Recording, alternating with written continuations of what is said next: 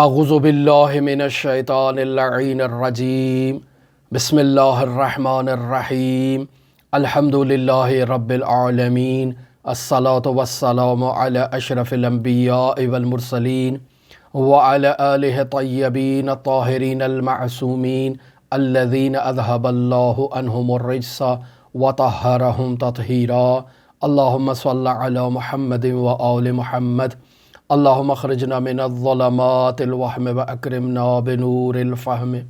अल्लाहुम्मा अफ़्तह अलैना अबवाब रहमतिक वंशुर अलैना ख़ज़ाइन उलूमिक बिरहमतिक या अरहमर राहिमीन।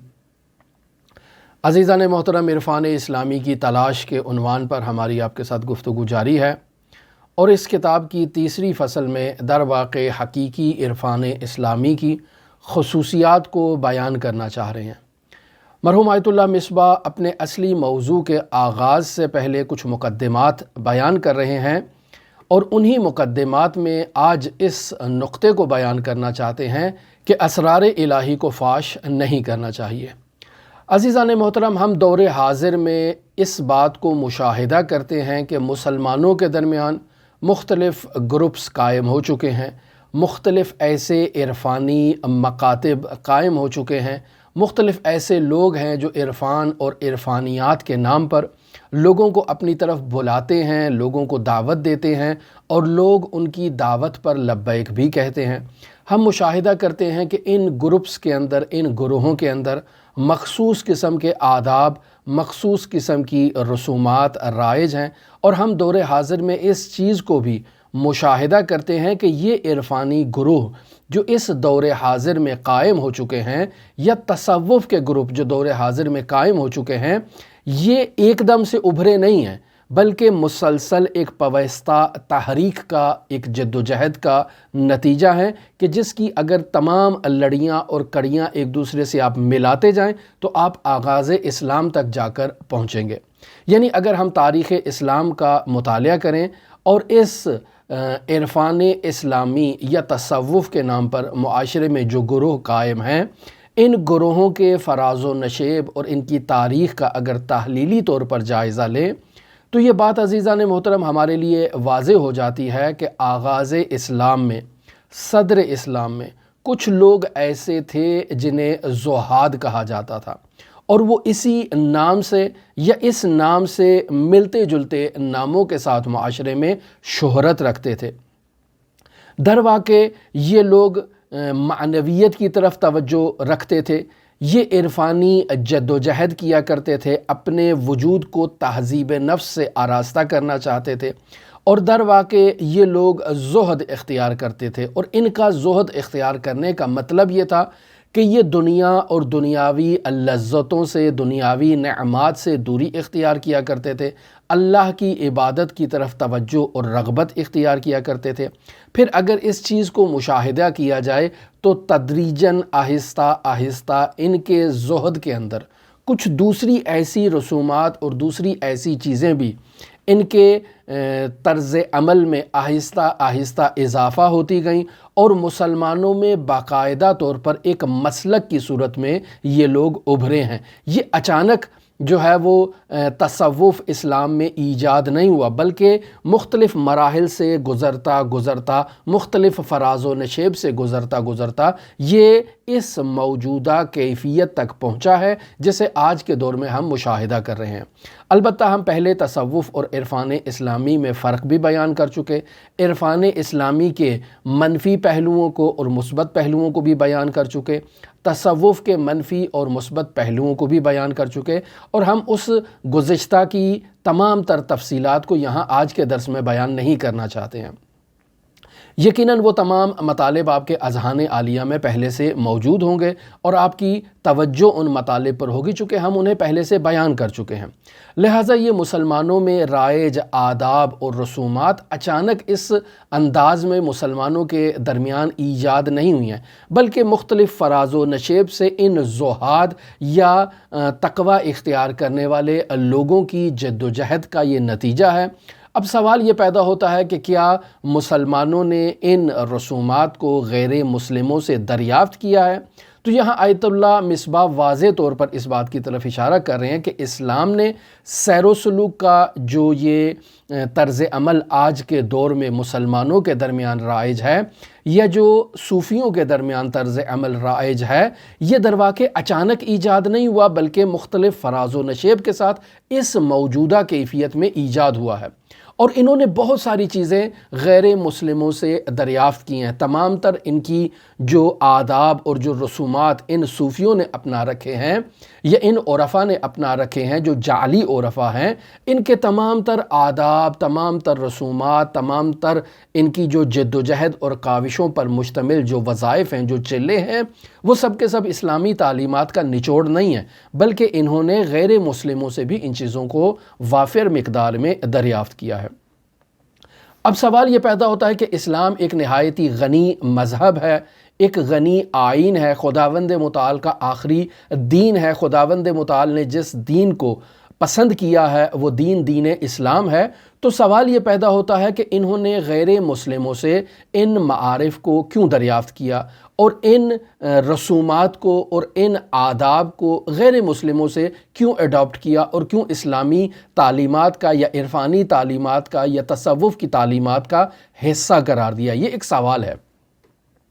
عزیزان محترم، اس سوال کا جواب اگر تلاش کرنا چاہیں تو در واقع ہمیں ایک ایسا نظریہ نظر آتا ہے، اور وہ نظریہ کچھ یوں ہے کہ ایسا بیان کیا جاتا ہے کہ در حقیقت اسلامی تعلیمات نے سیر و سلوک کا راستہ بیان ہی نہیں کیا ہے، یعنی اسلام نے کوئی ایسی خاص روش، کوئی ایسا خاص طرز عمل، کوئی ایسا خاص طریقہ کار متعارف نہیں کروایا کہ جس پر انسان مسلمان عمل کرتے ہوئے، چلتے ہوئے وہ خداوند متعال تک پہنچ جائے۔ اسلام نے کوئی ایسا راستہ اپنایا ہی نہیں ہے اور بیان ہی نہیں کیا ہے۔ اسی وجہ سے یہ لوگ در واقع مجبور ہوئے ہیں غیر مسلموں سے اس راستے کو ایڈاپٹ کرنے پر اور لینے پر اور اس پر عمل کرنے میں یہ مجبور ہیں۔ لہٰذا ہمیں ان عرفا اور ان صوفیوں سے کہ جو نادرست یعنی جعلی عرفا ہیں یا جعلی صوفی ہیں، ان کی تعلیمات میں ہمیں یہ چیز مشاہدہ کرنے کو ملتی ہے کہ جب یہ کسی رسم کو، کسی آداب میں سے کسی ادب کو یہ غیر مسلموں سے لیتے ہیں تو یہ اس کی تفسیر کے لیے، اس کی تعویل کے لیے، اس کی توجیہ کے لیے قرآن مجید کی آیات اور روایات کا باقاعدہ طور پر سہارا لیتے ہیں، اور اس غیر مسلم میں رائج اس طرز عمل کی قرآن و سنت سے توجیہ کرنا شروع کر دیتے ہیں۔ پس معلوم یہ ہوا کہ انہوں نے بعض ایسی رسومات جو ہے وہ اپنا رکھی ہیں کہ جو غیر مسلموں سے دریافت کی ہیں، اور پھر ان رسومات کی توجیہ اور تائید کے لیے یہ قرآن و سنت کا سہارا بھی لیتے ہیں اور ان کی توجیہ کرتے ہیں۔ پس در واقع یوں بیان کیا جا سکتا ہے کہ در واقع یہ جعلی عرفانی اور تصوف کے جو فرقے جو اس وقت مسلمانوں میں رائج ہیں، یہ مختلف انداز میں، مختلف طریقوں سے یہ معاشرے کے اندر رائج ہوئے ہیں، اور انہوں نے بہت سارا جو اپنا طرز عمل ہے وہ باہر کی قوتوں سے، غیر مسلموں سے دریافت کیا ہے۔ اب جب غیر مسلموں کے عرفان اور تصوف کو مشاہدہ کیا جائے جس کی مسلمانوں نے کاپی کی ہے، تو غیر مسلموں کا طرۂ امتیاز یہ ہوا کرتا تھا کہ وہ یہ کہا کرتے ہیں کہ جسمانی قوتوں کو اگر انسان کمزور کرے اپنے وجود میں، اور انسان اگر مادیات پر توجہ کم کر دے اور زیادہ تر اس کی توجہ روحانیات پر اور معنویات پر ہو، تو ایسے میں انسان کی روحانیات، مادی جو دلچسپیاں ہیں ان میں کمی لانے کے نتیجے میں انسان کی روحانیات جو ہے وہ مضبوط ہو جاتی ہیں۔ لہٰذا آج بھی اگر ہم ہندوؤں میں مشاہدہ کریں تو ہندوؤں کے اندر بالخصوص یہ جو مرتاز ہیں، یہ جو جوگی ہیں، یہ جو باقاعدہ طور پر سادھو ہوتے ہیں، ان کی انواع و اقسام ہے، ان کے درمیان ایسی رسومات پائی جاتی ہیں کہ جن رسومات میں یہ اپنے سانس کو روک کر عمل انجام دیتے ہیں، اور ان کا یہ نظریہ ہے کہ سانس کو روکنے سے انسان کے جو معنوی رجحانات ہیں ان کو انسان کے وجود میں تقویت ملتی ہے اور انسان کی روحانی طاقتوں میں اضافہ ہوتا ہے۔ لہٰذا ہم ان سادھوؤں کو اور ان ہندوؤں کو اگر مطالعہ کریں تو وہاں معلوم ہوتا ہے کہ یہ بس اوقات اپنی خوراک میں اس قدر کمی لے کر آتے ہیں کہ اگر انہوں نے چند دن گزارنے ہوں تو یہ بادام کے چند دانوں کے اوپر بھی مختلف ایام کو گزار سکتے ہیں اور زندگی بسر کر سکتے ہیں، بغیر کھائے، بغیر طاقت حاصل کیے۔ یہ بادام کے چند دانے ہی ان کے لیے کافی ہوتے ہیں۔ یہ ان کے کاموں میں ہم یوں مشاہدہ کرتے ہیں کہ یہ اپنے سانس کو روک کر اعمال اور وظائف انجام دیتے ہیں، اور ان کا نظریہ یہ ہے کہ اگر انسان اپنے سانس کو روک لے اور انسان کو سانس کی ضرورت ہی پیش نہ آئے تو ایسے انسان سانس کو روک کر اپنی روحانیت کو مضبوط کر سکتا ہے۔ پس یہ اپنے سانس کو روکتے ہیں، جسے ضبط نفس کہا جاتا ہے، سانس کو روکنا، تاکہ انسان کی جو مادی پہلو ہے وہ اس کا کمزور ہو جائے اور انسان کی روحانی طاقت میں اضافہ ہو جائے۔ اور جب ہم ان ہندوؤں کو مشاہدہ کرتے ہیں تو ایسے معلوم ہوتا ہے کہ انہوں نے ان ریاضتوں کے نتیجے میں بہت سی ایسی طاقتیں حاصل کر رکھی ہیں، بہت سے ایسے خارق العادہ یہ کام انجام دے سکتے ہیں کہ جنہیں عادی طور پر نارمل طریقے سے کوئی انسان انجام نہیں دے سکتا ہے، اور یہ درواقع انہی ریاضتوں کا، انہی جد و جہدوں کا، انہی محنتوں کا نتیجہ ہوتا ہے۔ پس مسلمانوں نے بھی اپنی تعلیمات میں کچھ ایسی تعلیمات ان لوگوں سے حاصل کی ہیں۔ البتہ یہاں اس بات کی طرف توجہ رہے کہ اسلامی تعلیمات میں بھی کم خوراک کی اہمیت کو بیان کیا گیا ہے۔ اسلامی تعلیمات میں بھی بعض وظائف ایسے بیان کیے گئے ہیں کہ جس میں انسان نے اپنے سانس کو روک کر اس ورد کو، اس ذکر کو انجام دینا ہے۔ یقیناً آپ نے دعاؤں میں اس چیز کو مشاہدہ کیا ہوگا کہ مثلا کہا جاتا ہے کہ انسان ایک سانس میں جس قدر کہہ سکتا ہے، مثلا کہے یا رب یا رب یا رب یا رب یا رب، انسان اپنے ایک سانس میں اس یا رب کا ورد کرے جس حد تک انسان اس کو کر سکتا ہے۔ اور اگر انسان ان دعاؤں کو مطالعہ کرے یا ان دعاؤں کی باقاعدگی سے قرأت کرے تو اگر آغاز میں انسان دیکھے تو پہلے دن اگر انسان ایک سانس میں یا رب 10 دفعہ کہتا ہے تو دوسری دفعہ جب انسان اس کی قرأت کرے گا تو انسان کو یہ تقویت حاصل ہو جائے گی، وہ 15 دفعہ کہہ سکتا ہے، پھر 20 دفعہ کہے گا، پھر 25 دفعہ کہے گا، پھر 30 دفعہ کہے گا، پھر 40 دفعہ کہے گا۔ تو انسان کے سانس میں وسعت ایجاد ہوتی جاتی ہے کہ انسان ایک سانس میں یعنی اپنے سانس کو روک کے، حبس کر کے ذکر کرے یا رب کا یا اللہ کا، اور اس طرح سے انسان مضبوط ہوتا ہے۔ یہ ہماری تعلیمات میں بھی موجود ہے، لیکن اس وقت ہم ان چیزوں کی طرف اشارہ نہیں کرنا چاہ رہے ہیں۔ ہم یہاں یہ اشارہ کرنا چاہ رہے ہیں کہ ہمارے جو بعض جعلی عرفاء یا جعلی صوفی حضرات ہیں، انہوں نے جو غیر مسلموں سے جو آداب اور جو رسومات ایجاد کی ہیں اور ان آداب و رسومات تک یہ عمل کرنے کے نتیجے میں یہ اس نتیجے تک پہنچنا چاہتے ہیں کہ ان کی روحانیات مضبوط ہو جائیں۔ اور در واقع یہ نظریہ ہندوؤں کا ہے کہ ان کا یہ نظریہ تھا کہ انسان اگر اپنی جسمانی طاقتوں اور قوتوں کو کمزور کرتا ہے تو اس کے نتیجے میں اس کے وجود میں روحانیات مضبوط ہو جاتی ہیں۔ اب یہاں یہ عرفاء اور یہ ہندو اور یہ در واقع ہم چونکہ مسلمانوں کا ذکر کر رہے ہیں تو در واقع یہ عرفاء اور یہ صوفی حضرات در واقع یہاں یہ کہتے ہیں کہ ہم اگر ان آداب اور ان رسومات کو عمل کر رہے ہیں جو در واقع رہبانیت سے تشابہ رکھتی ہیں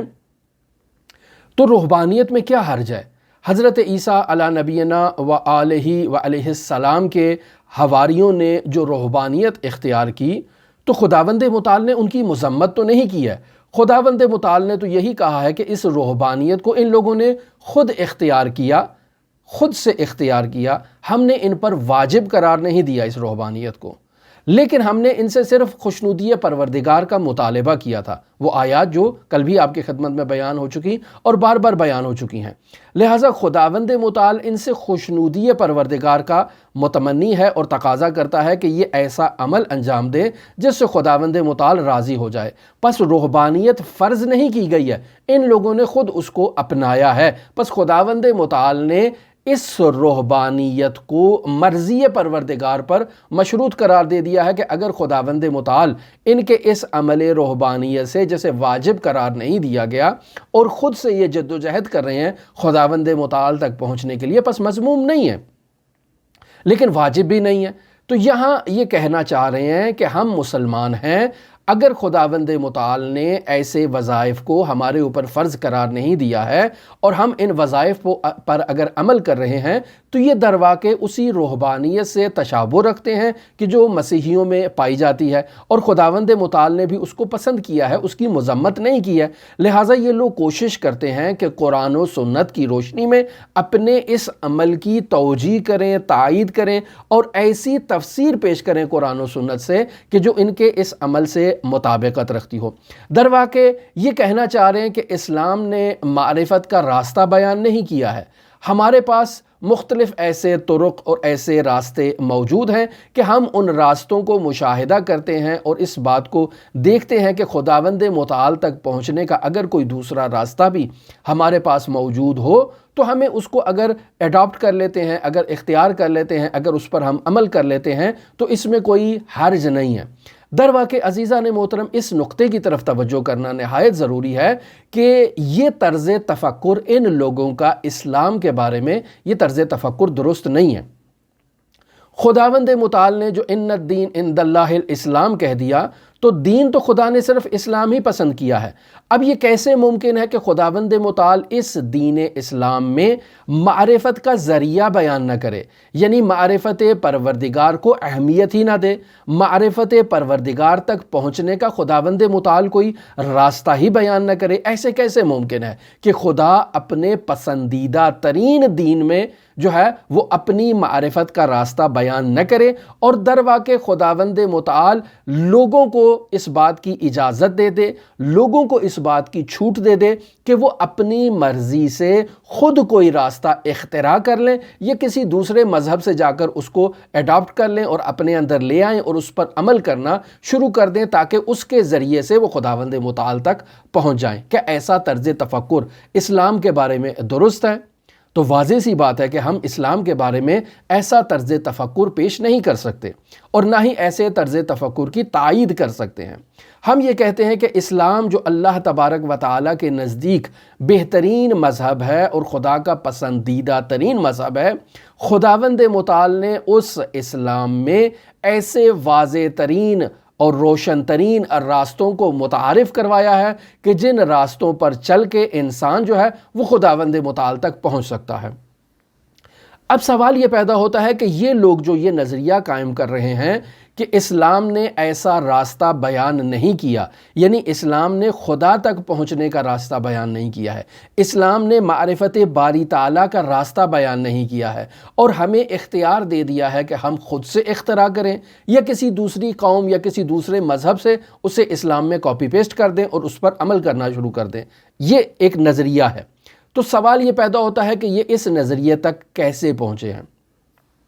عزیزان محترم، یہ اس نظریے تک ایسے پہنچے ہیں کہ جب یہ اسلامی تعلیمات کا مطالعہ کرتے ہیں تو اسلامی تعلیمات میں بہت سارے ایسے احکام ہیں کہ جو انسان کی مادی زندگی سے وابستہ ہیں، انسان کی روزمرہ زندگی سے وابستہ ہیں۔ مثلا اسلام نے کھانے کے احکام بیان کیے، پینے کے احکام بیان کیے، سونے کے احکام بیان کر دیے، جاگنے کے احکام بیان کر دیے۔ تو اسلام جو اپنے پیروکاروں کی روزمرہ زندگی سے متعلق جزئی سے جزئی ترین حکم بھی بیان کر رہا ہے، مسواک کیسے کرنا ہے، کس لکڑی سے کرنا ہے، کس درخت کی لکڑی سے مسواک کرنا زیادہ مستحب ہے، وضو کرنا ہے تو کیسے وضو کرنا ہے، ناک میں کتنی دفعہ پانی ڈالنا ہے، کلی کتنی مرتبہ کرنی ہے، یہ باقاعدہ خداوند متعال نے دین اسلام میں یہ سب احکام بیان کر دیے ہیں۔ اب جب خداوند متعال نے یہ تمام احکام جو انسان کی مادی زندگی سے متعلق بیان کیے ہیں تو یہ تو مادی زندگی سے متعلق ہے، انسان کی روحانی زندگی سے تو متعلق نہیں ہے۔ لہٰذا روحانیات کے حصول کے لیے انسان کو اوپر خداوند متعال نے یہ چھوڑ دیا ہے کہ ہر وہ راستہ کہ جو انسان کو خدا تک پہنچا دے، انسان اس راستے کو یا خود اختراع کر لے یا کسی دوسرے مذہب سے اس راستے کو اپنے لیے اڈاپٹ کر لے۔ پس در واقع یہ کہنا چاہ رہے ہیں کہ خداوند متعال نے معرفت کا راستہ ایسے بیان نہیں کیا جیسے خداوند متعال نے جو ہے وہ کھانے پینے کے احکام بیان کیے ہیں، جیسے خداوند متعال نے سونے جاگنے اٹھنے بیٹھنے کے احکام بیان کیے ہیں، ایسے خدا نے معرفت کے احکام بیان نہیں کیے ہیں۔ اور اگر خداوند متعال نے یہ معرفت کے احکام بیان کیے بھی ہیں تو اس قدر خداوند متعال نے انہیں مخفی رکھا ہے اور بعض افراد کے ساتھ مخصوص کر دیا ہے اور ان بعض افراد کو ان احکام کی تعلیم دے دی ہے، اور اب انہیں کہا ہے کہ تم جسے بھی آگے اسے تعلیم دینا چاہو یہ تمہاری ذمہ داری ہے۔ در واقع یہ نظریہ صوفیوں کے درمیان رائج ہے، اور وہ یہ کہنا چاہتے ہیں کہ رسول خدا صلی اللہ علیہ وآلہ وسلم اور حضرات ائمہ معصومین علیہم الصلاۃ والسلام نے سیر و سلوک کا الہی راستہ جو دین مبین اسلام میں بیان ہو چکا ہے، اسے بطور مخفی طور پر اسے رازداری کے عنوان سے خاص افراد کو تعلیم دیا ہے، اور پھر ان خاص افراد کے ذریعے سے یہی راستہ سینہ بسینہ منتقل ہوتے ہوئے آج ہم تک پہنچا ہے اور ہمارے کتب کے پاس موجود ہے۔ یہاں آیت اللہ مصباح بلا تشبیہ کا کلمہ استعمال کر رہے ہیں، کہتے ہیں کہ ہمارے ہاں شیعیان حیدر قرار میں ایک نظریہ اور ایک عقیدہ یہ پایا جاتا ہے کہ رسول خدا صلی اللہ علیہ وآلہ وسلم نے اپنے ودائع امامت جو ہیں وہ حضرت سید الاوصیاء امیر المؤمنین علی ابن ابی طالب علیہ آلاف و تحیت و ثنا کے سپرد کیے تھے۔ حضرت امیر المؤمنین نے ان ودائع امامت کو امام حسن مجتبیٰ کے سپرد کیا، اور امام حسن مجتبیٰ نے ان ودائع امامت کو حضرت امام حسین ابن علی کے سپرد کیا، اور حضرت امام حسین ابن علی جب کربلا کے میدان میں جا رہے تھے تو وہ ان ودائع امامت کو حضرت ام سلمہ کے سپرد کر گئے کہ جب کربلا سے واپسی پر امام زین العابدین آئیں گے تو یہ آپ ان کے سپرد کر دیجیے گا۔ پھر امام زین العابدین سے وہ ودائع امامت جو ہیں وہ امام محمد باقر تک، امام محمد باقر سے امام جعفر صادق، جعفر صادق سے موسیٰ کاظم، پھر علی ابن موسیٰ رضا، اور اس طرح مہدی موعود تک وہ ودائع امامت جو ہیں وہ پہنچے ہیں، اور اس موضوع پر ہم تفصیلی گفتگو کر چکے ہیں، ہمارے اس چینل پر موجود ہے۔ تو جیسے یہ شیعیان حیدر قرار کا نظریہ ودائع امامت سے متعلق ہے، ایک اسی کے مشابہ نظریہ جو ہے وہ ان صوفیوں کے درمیان پایا جاتا ہے، اور یہ کہتے ہیں کہ خداوند متعال نے اسرار دین محمد مصطفیٰ صلی اللہ علیہ وآلہ وسلم کے سپرد کیے، اور محمد مصطفیٰ صلی اللہ علیہ وآلہ وسلم نے امیر المؤمنین اور اپنے خاص چیدہ اصحاب کے سپرد کر دیا، اور امیر المومنین نے بھی اسی طرح سے جو ہے وہ خاص چیدہ مخصوص افراد تک سپرد کیا، اور گویا کہ ان اصحاب کو اصحاب سر کہا جاتا ہے جو راز کی باتیں رکھتے ہیں اور حاملان اسرار ہیں۔ تو یہ خداوند متعال تک پہنچنے کا راستہ، سیر و سلوک کا راستہ اور معرفت کا راستہ، یہ ایک رازداری کا راستہ ہے کہ جو اسی طرح سے سینہ بسینہ منتقل ہوتا ہوا کتب تک پہنچتا ہے ہر زمانے میں، اور ہر زمانے میں ایک کتب کا ہونا ضروری ہے۔ پھر وہ کتب ان اسرار کو ابدال تک منتقل کرتا ہے، اور آگے پھر یہ سلسلہ جو ہے وہ نیچے تک منتقل ہوتا ہے۔ پس اگر عام لوگوں نے خداوند متعال کی معرفت حاصل کرنا ہے، خداوند متعال تک پہنچنا ہے، تو ان کی یہ ذمہ داری ہے کہ وہ کتب سے متصل ہوں اور ان اسرار کو اس کتب سے حاصل کریں، اور یہ اسرار اس کتب کے پاس محفوظ ہیں۔ البتہ آیت اللہ مصباح یہاں واضح طور پر اس بات کو بیان کر رہے ہیں کہ ہم اس بات کا انکار نہیں کرتے ہیں کہ دین اسلام میں ایسے اسرار موجود ہیں جن اسرار کو سمجھنے کی ہر کسی میں صلاحیت موجود نہیں ہے، جنہیں اسرار آل محمد کہا جائے، جنہیں اسرار اہل بیت کہا جائے، جنہیں اسرار دین کہا جائے۔ ہم اس بات کا انکار نہیں کرتے ہیں کہ ایسے اسرار موجود ہیں کہ جو خاص افراد سمجھنے کی صلاحیت رکھتے ہیں، لیکن آیت اللہ مصباح اس بات کو بھی بے بانگ دہل واضح طور پر یہاں بیان کر رہے ہیں کہ ان اسرار سے ہرگز یہ مراد نہیں ہے کہ خداوند متعال کی معرفت اور خداوند متعال تک پہنچنے کا بنیادی اور اصلی ترین جو راستہ ہے وہ راستہ جو ہے وہ اسرار شمار ہوتا ہے۔ نہیں، وہ راستہ اسرار میں نہیں ہے، یا آپ یوں کہیں کہ یہ جو عرفانی مراتب یا عرفانی کمالات یا خداوند متعال تک پہنچنے کا راستہ ہے یہ سر نہیں ہے، یہ راز نہیں ہے، یہ سب کے لیے عام ہے اور سب کے لیے کھلا ہے۔ پس اسرار جو ہر کوئی سمجھنے کی صلاحیت نہیں رکھتا وہ اصل طریق معرفت باری تعالیٰ سے متعلق نہیں ہے، بلکہ بعض دین میں ایسے مطالب اور ایسے عرفانی مراتب موجود ہیں کہ ہر کوئی ان کمالات اور ان مراتب کو سمجھنے کی صلاحیت نہیں رکھتا ہے اور ان کو درک کرنے سے عاجز ہے۔ اور اس کی بنیادی وجہ کیا ہے؟ اس کی بنیادی وجہ اگر آپ کو ہماری اسی عرفان اسلامی کی تلاش سے متعلق گفتگو یاد ہو تو آغاز ہی میں ہم نے اس نقطے کی طرف اشارہ کیا کہ در واقع خداوند متعال کی معرفت جو ہے وہ انسان کے باطن سے تعلق رکھتی ہے اور انسان کے باطن کی گہرائیوں سے تعلق رکھتی ہے۔ اب جب انسان اپنے باطن کی گہرائیوں سے خداوند متعال کی معرفت حاصل کر لیتا ہے تو اس معرفت کو الفاظ کی صورت میں بیان کرنا یہ ہر کسی کے بس کی بات نہیں ہے، اور ہر لفظ بھی ان اسرار کو جو ہے وہ بیان کرنے کی صلاحیت نہیں رکھتا ہے۔ لہٰذا افراد کے سینوں میں جو معرفت پروردگار موجود ہے یا معرفت پروردگار کے جو مراتب پائے جاتے ہیں، اگر وہ ان کو الفاظ کی صورت میں کسی کے سامنے بیان کرنا چاہتے ہیں تو یہ الفاظ ان اسرار کو منتقل کرنے کی صلاحیت نہیں رکھتے ہیں۔ لہٰذا عام افراد تک جب ان حقائق کو منتقل کیا جاتا ہے تو چونکہ الفاظ میں صلاحیت نہیں ہے، وہ ان الفاظ کے پس پردہ پوشیدہ معانی کو درک کرنے تک نہیں پہنچ سکتے۔ لہٰذا یہ راستہ جو سیر و سلوک کا راستہ ہے یہ عام لوگوں سے مخفی ہو جاتا ہے، یعنی وہ حقائق، وہ اسرار کہ جو الفاظ جن کو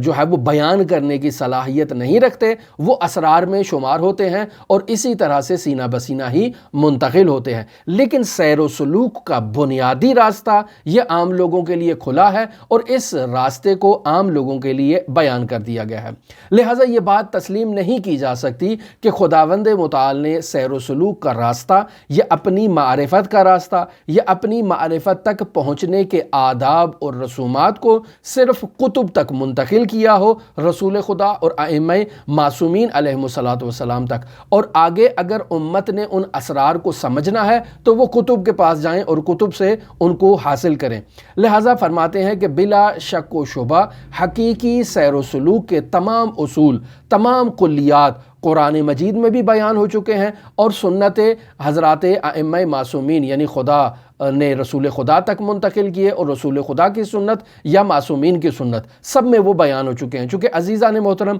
یہاں ایک تفاوت پایا جاتا ہے فقہ مکتب تشیع میں اور مکتب حنفی میں۔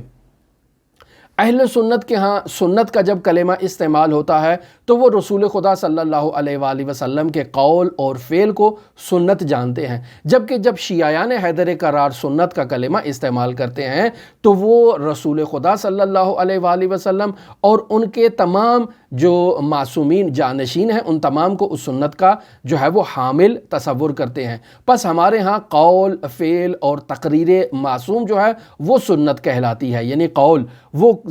کلمات جو معصوم کی زبان سے جاری ہوں، چاہے وہ رسول خدا ہیں، چاہے امیر المومنین ہیں، چاہے صدیقہ طاہرہ فاطمہ زہرا ہیں، چاہے حضرت صاحب العصر و زمان ہیں، ان کی زبان سے جاری ہونے والے الفاظ قول ہیں اور تقریر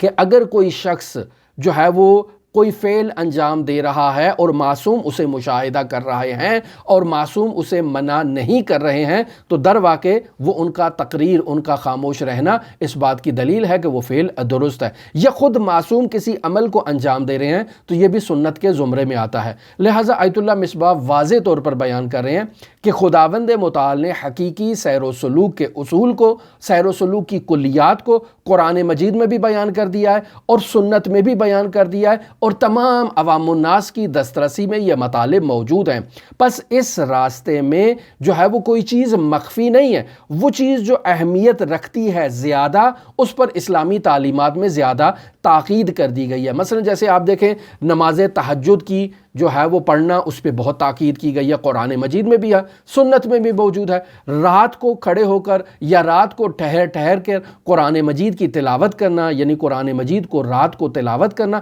اس کی بھی بہت تاکید کی گئی ہے، قرآن میں بھی بیان ہو چکا ہے، سنت میں بھی بیان ہو چکا ہے۔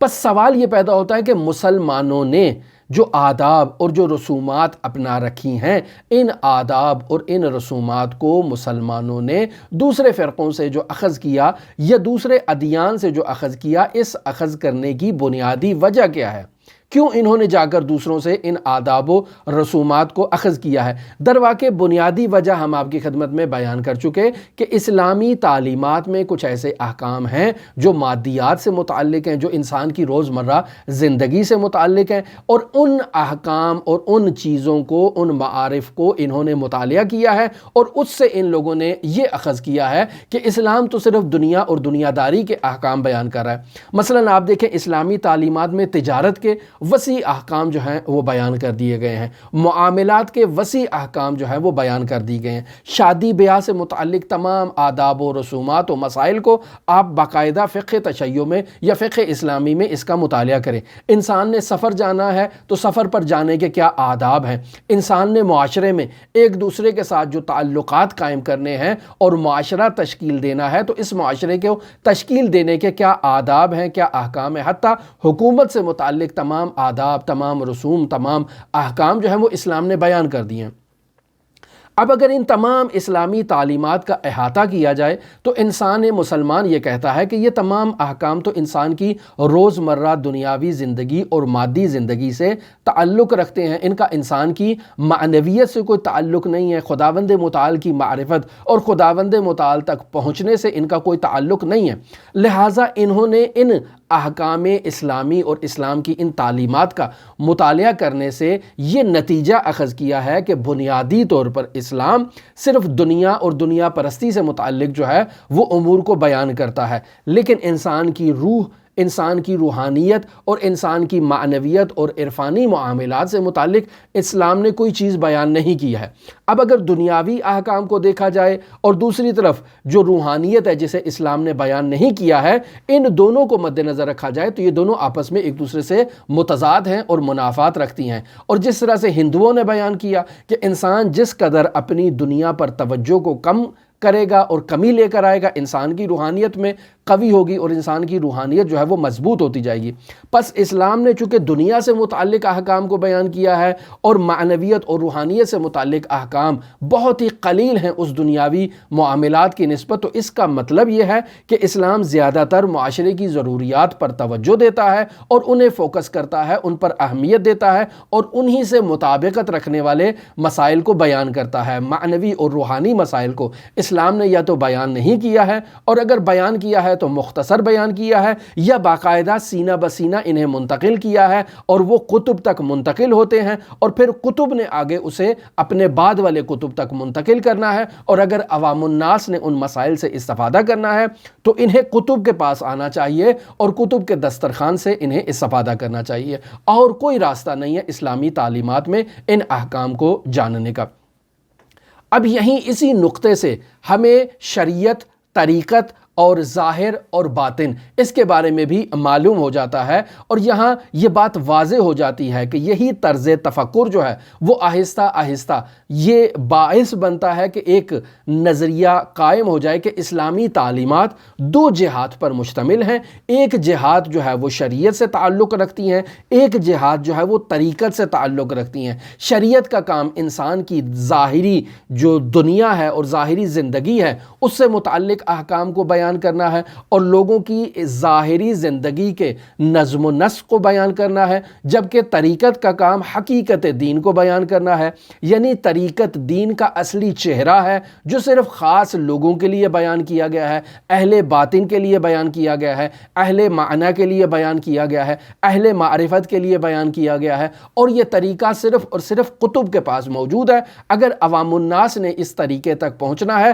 تو کتب کی بارگاہ میں آئیں اور کتب کو راضی کریں۔ کتب جو ہے وہ آگے ان مسائل کو باقاعدہ طور پر جن افراد میں صلاحیت کو محسوس کرے گا انہیں عطا کرے گا، یا جو اس کے مورد پسند اور افراد خاص ہوں گے ان کو عطا کرے گا، جیسے حضرات ائمہ معصومین نے خاص افراد کو یہ مطالب بیان کر دیے ہیں۔ لہٰذا یہ لوگ اس نظریے کے تحت جو ہے وہ شریعت اور طریقت کو دو حصوں میں تقسیم کر دیتے ہیں، دین اسلام کی تعلیمات کو، اور لہٰذا ان لوگوں کا یہ نظریہ بھی ہے کہ اگر کوئی شخص شریعت سے عبور کرتا ہوا طریقت تک پہنچ جاتا ہے تو اب اسے شریعت کی ضرورت پیش نہیں آتی ہے، چونکہ شریعت حقیقت میں اس چھلکے کو کہا جاتا ہے کہ جو کسی بھی مغز کے اوپر موجود ہوتا ہے۔ آپ ایک بادام کی مثال لے لیں، بادام کے اوپر ایک چھلکا ہے، اس کے اندر بادام موجود ہے۔ اب اگر انسان نے بادام تک پہنچنا ہے تو اس چھلکے کو توڑنے کی ضرورت ہے، چھلکے کو توڑ دیا تو تو اب اندر جو بادام کا مغز جسے گری کہتے ہیں یہ اس بادام تک پہنچ جاتا ہے۔ اب اس بادام کی گری کے اوپر بھی ایک باریک سی جھلی اور ایک چھلکا موجود ہوتا ہے، جسے تھوڑی دیر اگر آپ پانی میں رکھیں اور اس کے بعد اس کو نکال دیں تو وہ بھی در واقع ظاہر ہے اور اس کے اندر ایک باطن موجود ہے۔ تو یہ لوگ کہتے ہیں کہ انسان نے در واقع اس باطن، اس مغز، اس گری تک پہنچنا ہے۔ جب انسان نے بادام کے چھلکے کو توڑ دیا تو اب چھلکا تو اس کے کسی کام کا نہیں ہے نا، اسے تو دور پھینک دیا جاتا ہے۔ اسی طرح سے انسان جب شریعت سے عبور کرتا ہوا طریقت تک پہنچ جاتا ہے تو اب اسے شریعت کی ضرورت تو نہیں ہے، اسی بادام کے چھلکے کی طرح، لہٰذا وہ اس شریعت کو اٹھا کر دور پھینک دیتا ہے۔ اب پھر جو اصل بادام ہے اس کے اوپر بھی ایک نازک سی جھلی موجود ہے۔ بس یہاں معلوم ہوا کہ شریعت کے کچھ احکام ابھی اس کے پاس باقی ہیں، ابھی یہ طریقت کی گہرائیوں تک نہیں پہنچا ہے، لہٰذا ان ظاہری احکام پر یہ عمل کرے گا۔ اور جب انسان اس مغز تک پہنچ جاتا ہے، یعنی اس چھلکے کو بھی اتار دیتا ہے، تو جو تھوڑی بہت ظاہری شریعت رہ جاتی ہے اسے بھی انسان ترک کرنے کا مجاز ہوتا ہے۔ لہٰذا اگر انسان نماز کو ترک کر دے تو کوئی حرج نہیں ہے، چونکہ انسان نے خداوند متعال تک پہنچنا ہے۔ عزیزان محترم، یہ نظریہ تصوف میں جو رائج ہو چکا، اور ہم پہلے بھی اس کو بارہا بیان کر چکے ہیں کہ یہ نظریہ باطل نظریہ ہے، یہ نظریہ شیطانی نظریہ ہے، یہ نظریہ شیطانی چالوں میں سے در واقع ایک چال ہے کہ جو اس سیر و سلوک کی راہ پر چلنے والے صوفیوں کو دکھایا جاتا ہے، یا بعض جعلی عرفاء نے اس طرز عمل کو اپنا رکھا ہے۔ در واقع وہ بھی اسی طرح سے جعلی قسم کے صوفی ہوتے ہیں۔ در واقع شیطان اس جال کے ذریعے سے اللہ کے بندوں کو راہ عبودیت سے خارج کرتا ہے اور انہیں گمراہی کی راستے پر گامزن کرنے کے لیے اس نے یہ راستہ ان لوگوں کو دکھا رکھا ہے۔ پس عزیزان محترم، یہاں اس بات کی طرف متوجہ رہیں کہ یہاں آیت اللہ مصباح شریعت اور طریقت کی نفی نہیں کرنا چاہ رہے ہیں، بلکہ طریقت کے ذریعے سے جو شریعت کی نفی کی جاتی ہے اس کی نفی کر رہے ہیں، اور فرما رہے ہیں کہ درست ہے کہ شریعت اپنی جگہ، طریقت اپنی جگہ، لیکن یہ شریعت اور طریقت دونوں مل کر اسلام ہے اور مغز اسلام ہے۔ ان میں سے کوئی چھلکا نہیں ہے، کوئی ایسی چیز نہیں ہے کہ ایک سالک، ایک عارف کبھی بھی زندگی کے کسی بھی مرحلے میں شریعت کو نظر انداز کر سکتا ہے، ایسا ہرگز نہیں ہے۔ یہ کسی مسلمان کو طریقت کو نظر انداز کرنے کی اجازت ہے، یہ کسی مسلمان کو طریقت سے محروم کر دیا گیا ہے، نہیں، ایسا نہیں ہے۔ اسلام نے معرفت پروردگار تک پہنچنے کا جو عالی ترین راستہ ہے وہ اسلام میں بیان کیا گیا ہے اور نہایت ہی اہمیت کے ساتھ بیان کیا گیا ہے، اور اسلام نے خدا تک پہنچنے کا تمام راستہ جو ہے وہ دین مبین اسلام میں بیان کر دیا ہے، یعنی قرآن میں بیان کر دیا ہے، سنت میں بیان کر دیا گیا ہے، اور انسان اگر اس راستے پر عمل کرتا ہے تو خدا تک پہنچ سکتا ہے۔ پس یہ کسی خاص انسان کے لیے مخصوص نہیں ہے، جیسے کہ بیان کیا گیا کہ کتب کے ساتھ مخصوص ہے، نہیں، بلکہ اللہ تبارک و تعالی نے اسلام کی تمام تر تعلیمات جو ہیں وہ رسول خدا صلی اللہ علیہ وآلہ وسلم کے ذریعے سے عوام الناس تک منتقل کر دی ہیں، اور جو لب مطلب ہے کہ جس کے ذریعے سے انسان خدا تک پہنچ سکتا ہے اس پر زیادہ فوکس کیا گیا ہے، زیادہ اس پر تاکید کی گئی ہے۔ اب یہاں جو ہمارے ہاں ایک مشہور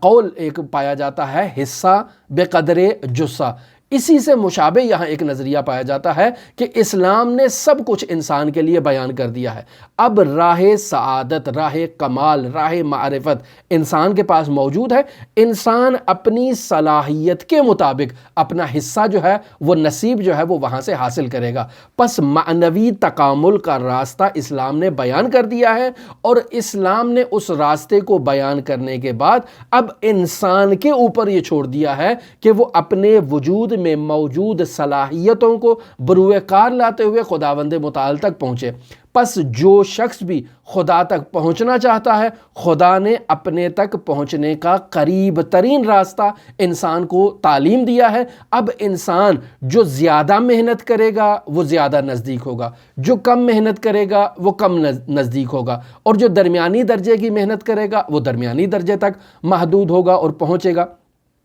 پس انسان کی اپنی صلاحیت اور اپنی توان اور اپنی محنت کے اوپر یہ منحصر ہے، خدا کے بیان پر منحصر نہیں ہے۔ خداوند متعال انسان سے بہت محبت کرتا ہے، اور روایات میں یہ بیان ہوا ہے کہ خدا انسان سے فرد انسان سے اس کی ماں سے زیادہ محبت کرتا ہے اور اس سے لگاؤ رکھتا ہے۔ اب ماں انسان سے کتنی محبت رکھتی ہے اور اپنی اولاد سے کتنی محبت رکھتی ہے، ہر انسان اپنی ماں کو مد نظر رکھتے ہوئے، اس محبت کو مد نظر رکھتے ہوئے اس بات کا اندازہ لگا سکتا ہے کہ ماں کتنی محبت رکھتی ہے۔ تو معلوم کر لے اور یقین کر لے کہ خدا کی محبت اس ماں کی محبت سے کئی گنا زیادہ ہے۔ اب اسی محبت کی اساس پر اور بنیاد پر خداوند متعال نے 1,24,000 سے زائد انبیاء کا باقاعدہ اہتمام کیا تاکہ ان انبیاء کی بعثت سے خداوند متعال اپنے بندوں کو ہدایت کرے اپنی جانب، تاکہ یہ بندے کمال حاصل کریں اور خداوند متعال تک پہنچ جائیں۔ اور ان انبیاء نے خداوند متعال تک پہنچنے کا نزدیک ترین راستہ، آسان ترین راستہ، سری ترین راستہ اللہ کی تعلیمات کے ذریعے سے ان بندوں تک خداوند متعال نے منتقل کر دیا ہے۔ پس انبیاء کی بعثت در واقع اس کے پیچھے خداوند متعال کی محبت کار فرما ہے کہ خدا نے بندوں کی محبت میں بندوں کے لیے انبیاء کو بھیجا تاکہ وہ ان بندوں کو اللہ کی طرف رہنمائی کریں۔ آسان ترین راستہ، بہترین راستہ، قریب ترین راستہ جو ان بندوں کو سعادت تک پہنچا سکتا ہے، وہ انبیاء کے ذریعے سے انسان تک پہنچا ہے۔ اب سوال ہو کہ کیا اللہ تبارک و تعالی نے سعادت کا راستہ بیان کرنے میں کنجوسی سے کام لیا ہے، بخل سے کام لیا ہے؟ نہیں عزیزان محترم، ایسا ہرگز نہیں ہے۔ یا سوال یہ کیا جائے کہ کیا انبیاء نے اپنی رسالت کو ادا کرنے میں کوتاہی کی ہے، انہوں نے اس راستے کو تمام بندوں تک نہیں پہنچایا؟ ایسا بھی ہرگز نہیں ہے، چونکہ تمام اللہ کے جتنے بھی انبیاء ہیں ہمارے شیعیان حیدر قرار کے نظریے کے مطابق وہ تمام کے تمام انبیاء معصوم ہیں اور کسی نبی نے اپنی رسالت میں کوتاہی نہیں کی ہے۔ پس اللہ تبارک و تعالی نے اپنے بندوں کو اپنے تک پہنچنے کے لیے جو منزل مقصود ہے اس تک پہنچنے کا بہترین، آسان ترین اور سریع ترین راستہ انبیاء کے ذریعے سے پہنچا دیا ہے، اور کسی قسم کی بخل کنجوسی سے کام نہیں لیا ہے، نہ تو خداوند متعال نے اور نہ ہی انبیاء نے۔ اور تمام کے تمام انبیاء جو ہیں وہ معصوم ہیں اور انہوں نے اس راستے کو منتقل کیا ہے۔ یہ نظریہ جو پیش کیا جاتا ہے کہ انبیاء نے خاص افراد کو اس راستے کی طرف رہنمائی کی ہے اور پھر وہ خاص افراد جو ہیں وہ آگے باقی عوام تک منتقل کریں گے، جیسے صوفی کہتے ہیں کہ قطب تک منتقل کر دیا ہے، آگے اب قطب کا کام ہے کہ وہ عوام الناس تک پہنچائے۔ نہیں، ایسا ہرگز نہیں ہے، بلکہ تمام لوگوں تک خداوند متعال نے انبیاء کے ذریعے سے اس پیغام کو منتقل کر دیا ہے۔ اب یہاں مسئلہ رہ جاتا ہے مراتب معارف الہیہ کا۔ تو یہ تو بیان ہو چکا کہ خداوند متعال تک پہنچنے کا جو راستہ ہے، جو سیر و سلوک ہے، جو معرفت پروردگار ہے، اس میں درجے ہیں، اس میں مراتب ہیں۔ ہر مطلب ہر کسی کے ہضم کی بات نہیں ہے، ہر شخص ہر بات کو ہضم نہیں کر سکتا ہے۔ کیوں؟ چونکہ اس کی فکری صلاحیتیں اس مقام تک ابھی نہیں پہنچی ہیں، چونکہ انسان کے عمل میں ابھی کوتاہی ہے، اور بیان کیا کہ انسان جیسے جیسے عمل کو انجام دے گا اپنے اس کے وجود میں پختگی آتی جائے گی اور اس کی معرفت میں اضافہ ہوتا جائے گا۔ عین اسی طرح سے ہے جیسے آپ ایک پہلی کلاس کا بچہ ہے اور ایک دوسری کلاس کا ہے، ایک تیسری کلاس کا ہے، ایک میٹرک کا ہے، ایک ایف اے کا ہے، ایک ایم اے کا ہے، ایک پی ایچ ڈی کا ہے۔ تو یہ مراتب ہیں، یہ درجات ہیں۔ اگر وہ جو بچہ پہلی کلاس میں آج داخل ہوا ہے آپ اسے پی ایچ ڈی کا مواد پڑھانا شروع کر دیں تو اس کی صلاحیت سے اور اس کی سمجھ سے باہر تر ہے۔ درست ہے اس کے اختیار میں ہے، لیکن وہ کھول کے بھی پڑھنا چاہے تو اس کو نہیں سمجھ سکتا ہے، لہٰذا اسے باقاعدہ ان مراحل سے عبور کرنا ہوگا۔ اسی مطلب کی طرف آیت اللہ مصباح اشارہ کر رہے ہیں کہ خداوند متعال نے انبیاء کے ذریعے سے اس پیغام کو ہم تک منتقل کر دیا ہے کہ اِنَّا مَعَاشِرَ الْأَنْبِيَاءِ اُمِرْنَا أَن نُقَلِّمَ النَّاسَ عَلَىٰ قَدْرِ عُقُولِهِمْ، کہ ہم انبیاء کا گروہ ہیں اور ہمیں خداوند متعال نے یہ حکم دیا ہے کہ ہم لوگوں کی عقل کے مطابق، لوگوں کی صلاحیت کے مطابق جو ہے وہ ان سے بات کریں۔ اس کا ہرگز یہ مطلب نہیں ہے کہ خداوند متعال نے یہ کہہ دیا ہے کہ آپ نے مطلب پہنچانا ہی نہیں ہے۔ نہیں، خداوند متعال نے تمام مطلب کو پہنچا دیا ہے۔ میں اس مطلب کو پڑھوں گا بھی تو مجھے اس کی سمجھ نہیں آئے گی۔ کیوں؟ چونکہ میری ابھی صلاحیت صلاحیت جو ہے وہ 5ویں کلاس کی ہے، یہ جو مطلب ہے یہ 10ویں کلاس سے متعلق ہے، لہٰذا اسے سمجھنے کے لیے مجھے آہستہ آہستہ اپنی صلاحیتوں کو بروئے کار لانا ہے، اپنی عقل کو کمال کے مرتبے پر پہنچانا ہے۔ لہٰذا یہاں سے آیت اللہ مصباح فرما رہے ہیں کہ قرآن مجید میں یہ جو محکمات اور متشابہات کا فلسفہ ہے، یہ جو دین میں ظاہر اور باطن کا فلسفہ ہے، یہ بھی یہاں سے ہمارے لیے واضح ہو جاتا ہے کہ ہر انسان اپنی ہمت، اپنی جستجو کے مطابق جو ہے وہ حقائق تک پہنچ سکتا ہے۔ انسان اس مقدار میں ترقی کرے گا جس مقدار میں اس نے محنت کی ہے۔ اگر انسان محنت ہی نہ کرے اور یہ کوشش کرے کہ وہ کمال تک پہنچ جائے گا، ایسا ممکن نہیں ہے۔ لہٰذا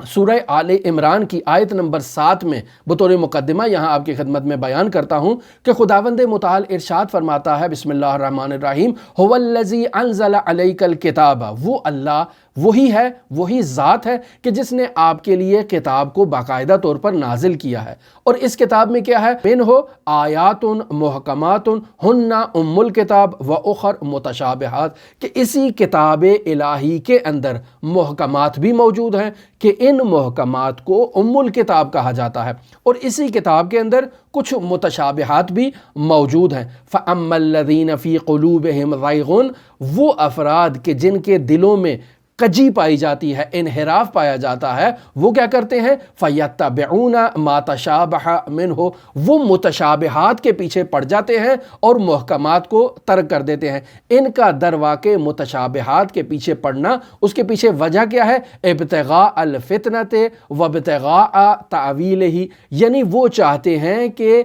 فتنہ اور تعویل کی جستجو کی خاطر وہ ان متشابہات آیات کو پکڑ لیتے ہیں اور ان متشابہات سے اپنا جو دل کی مراد ہے اس کو ان سے ثابت کرنے کی کوشش کرتے ہیں۔ جبکہ خداوند متعال کیا فرما رہا ہے؟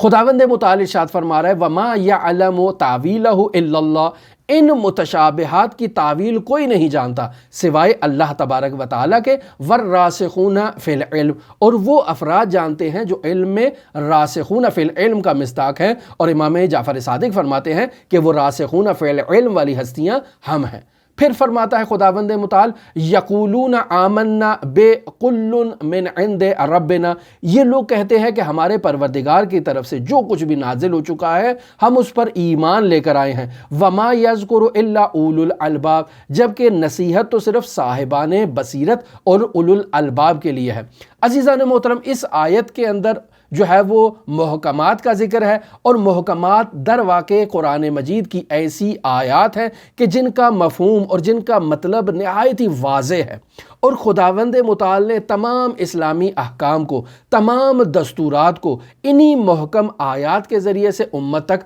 واضح اور شفاف الفاظ میں بیان کر دیا ہے۔ اب دوسری آیات کا گروہ ہے جو متشابہ آیات سے متعلق ہے۔ یہ وہ آیات ہیں کہ جن کے چند معانی قابل تصور ہیں، اور ان معانی کو سمجھنے کے لیے ہمیں قرآن مجید کی محکمات کی طرف رجوع کرنا ہے یا روایات کی طرف رجوع کرنا ہے۔ اس وجہ سے محکمات کو کا کلمہ استعمال ہوا ہے کہ یہ ماں کا درجہ رکھتی ہیں کہ اگر تم نے متشابہات کو سمجھنا ہے تو محکمات کا سہارا لو یا باقاعدہ طور پر اولو الالباب سے رجوع کرو۔ عزیزان محترم، اسی طرح سے جو ہے وہ سورہ حدید کی آیت نمبر 3 میں یہ بات واضح طور پر بیان کر دی گئی ہے کہ هو الاول والآخر والظاہر والباطن وهو بكل شيء علیم، کہ وہی اول ہے، وہی آخر ہے، وہی ظاہر ہے، وہی باطن ہے، اور وہ ہر شے کا خوب علم رکھنے والی ذات ہے۔ تو یہاں امام خمینی رحمۃ اللہ علیہ باقاعدہ طور پر دعائے سحر کی تشریح کے دوران اس نقطے کی طرف اشارہ کرتے ہیں کہ قرآن مجید میں اگر انسان یہ طرز تفکر اپنا لے کہ یہ جو ظاہر قرآن ہے بس قرآن کی حقیقت صرف یہی ہے، قرآن کا باطن نہیں ہے، اگر کوئی شخص ایسا باطل گمان اپنے ذہن میں لے کر آتا ہے تو در واقع ایسے شخص کے لیے ہلاکت ہے، ایسے شخص کے لیے بدبختی ہے کہ جو صرف ظاہر قرآن کو قرآن سمجھتا ہے اور قرآن کے پیچھے پوشیدہ بواطن کو جو ہے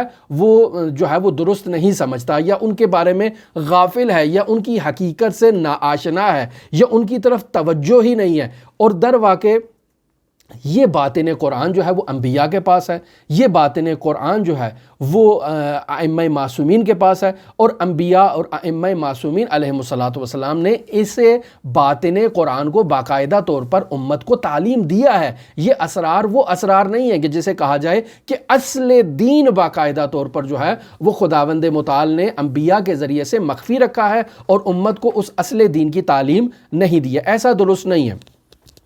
لہٰذا آیت اللہ مصباح فرما رہے ہیں کہ یہاں سے ہمیں آیات محکم کا بھی علم ہو جاتا ہے، آیات متشابہ کا بھی علم ہو جاتا ہے، قرآن مجید کے ظاہر کا بھی فلسفہ معلوم ہو جاتا ہے، قرآن مجید کے باطن کا فلسفہ بھی معلوم ہو جاتا ہے، اور یہ راز ہمارے سامنے منکشف ہو جاتا ہے کہ جن افراد میں صلاحیت پائی جاتی ہے، جو افراد اہل دقت ہیں، جو عمیق گہرے مطالب کو سمجھنے کی صلاحیت رکھتے ہیں، جن کی سوچ، جن کی فکری صلاحیت بہت اعلیٰ درجے کی ہے، وہ ان ظواہر پر اور ان ظواہر کے ساتھ محکمات پر عمل کریں گے، یعنی ظاہر قرآن پر بھی عمل کریں گے، محکمات پر بھی عمل کریں گے۔ لیکن یہ جو عالی فکر والے افراد ہیں اور منزل مقصود اور منزل مراد یعنی حق متعال تک پہنچنا چاہتے ہیں، وہ اس کے ساتھ ساتھ باقاعدہ متشابہات کے ذریعے سے